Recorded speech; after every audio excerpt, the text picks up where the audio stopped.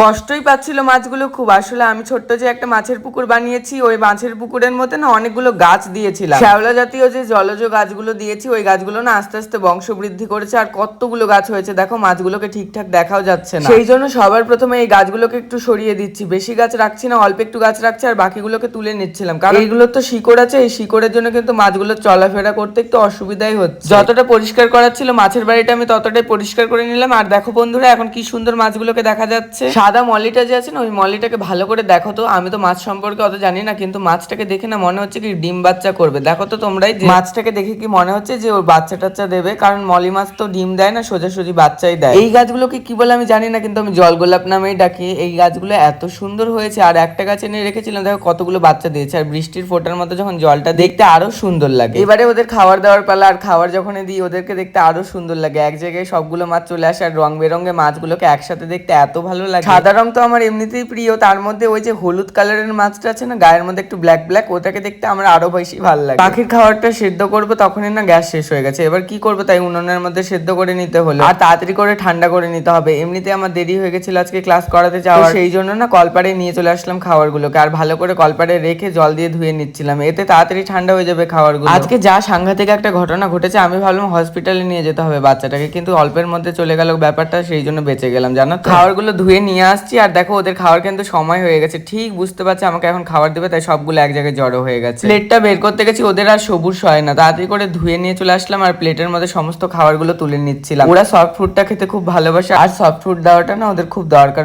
এতে না ওদের শরীরে যে শক্তিটা সেটাও বৃদ্ধি হয়, আর ছোট বাচ্চা আছে ওদেরও খাওয়াতে সুবিধা হয় ওদের। আর একটা সিক্রেট কথা বলছি, সেটা হচ্ছে আমার দানা খাওয়াটা যে আছে ওইটা বেঁচে যায়, কারণ এই সফট ফুডটা খেয়ে ওদের পেটটা ভরে যায়, তো দানা খাওয়ারটা ওরা খুব কমই খায়। আর হিসেব করলে দানা খাওয়ারের থেকে সফট ফুড যে বানাই ওদের, ওটার কিন্তু খরচা আমার অনেকটাই কম। গম আর ছোলাটা যে দেখছো, ওটা আমার দাদু বাড়ির ওখানে রেশনে দেয় সরকার থেকে, তো আমার ওটা কিনতে হয় না, তো সেই জন্য আর কি খরচাটা আমার কমই পড়ে। নতুন যে বদ্রি পাখি জোড়াটা এনেছি না, ওদের দেখো এখন ভয়টা অনেকটাই ভেঙেছে, কি সুন্দর ক্যামেরার সামনে আসছে, আর চেহারাটাও পাল্টে গেছে। দেখছো ওদের খাওয়া দাওয়া ঠিকঠাক করছে, খাওয়া দাওয়া ঠিকঠাক করছে কিনা এই বিষয়টা আমি বুঝতে পারি যখন ওদের খাবারটা পরিবর্তন করি আর পরিষ্কার করি, তখন ঝাড়ার সময় বুঝি যে কে কোন পাখি কতটা খেয়েছে। দেখে তাও এখন নিশ্চিন্ত লাগছে জানো তো। যখন এনেছিলাম তখন একদমই খাচ্ছিল না, ভয় ভয়ে ছিল, তো এখন ভালো আছে। তো আমি ওদেরকে খাবার টাওয়ার দিয়ে পরিষ্কার হয়ে চলে গেলাম হস্টেলে ক্লাস করাতে নাচের। তোমরা তো জানোই আমার একটা ছোট্ট নাচের স্কুল আছে, সেখানে বাচ্চাদেরকে আমি নাচ শেখাই, তো এরকম একটা হস্টেলেও আমার ক্লাস আছে। তো এখানে এসে দেখি সব বাচ্চাগুলো এক জায়গায় জড়ো হয়ে গেছে নাচ করার জন্য। সাইকেল নিয়ে কর্তব্য দেখা থেকে কি অবস্থা হলো দেখো বাচ্চাটার, মানে কি বলবো, এরা না একটু থির থাকে না। আরো হোস্টেলের বাচ্চাগুলো একটু চঞ্চল প্রকৃতিরই দেখো,